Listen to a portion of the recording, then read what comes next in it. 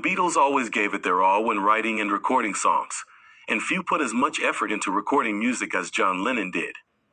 He actually didn't like a lot of the songs they wrote. Although many of us would place these songs on our list of favorites, Lennon felt differently than the world on many songs they did over the years and disagreed with his bandmates Paul McCartney, George Harrison, and Ringo Starr about them. What was the song that John Lennon hated its recording? John Lennon was a ballsy singer in the early days of the Beatles.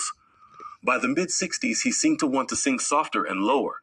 By the 1970s, he still had a great singing voice, but it was obviously thinner and less powerful than the Lennon who sang Twist and Shout, Mr. Moonlight, or This Boy.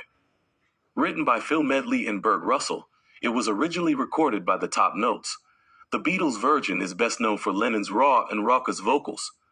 It was the last song they recorded, and so Lennon was on the verge of losing his voice. We may think of Twist and Shout as a great 60s rock dance floor classic and an example of early Beatles brilliance, but it took Lennon years to not hear the strain and imperfections in his singing.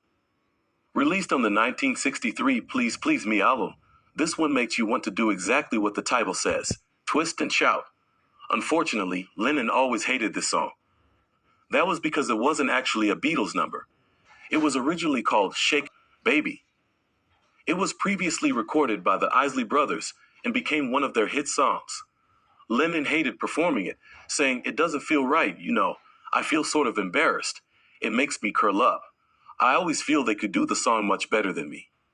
I knew that Twist and Shout was a real larynx tear, and I said, we're not going to record that until the end of the day, because if we record it early on, you're not going to have any voice left, the producer recalled in the 2000 Beatles anthology book. So that was the last thing we did that night.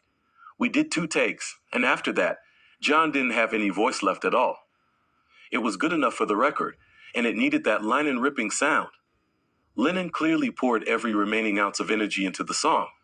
His tone is strained and hoarse, struggling to nail the descending melodic run and work it on Our Bow Out, and almost foaming at the mouth on Twist a Little Closer.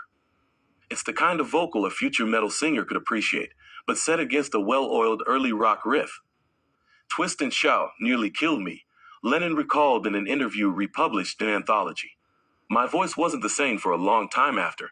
Every time I swallowed, it was like sandpaper.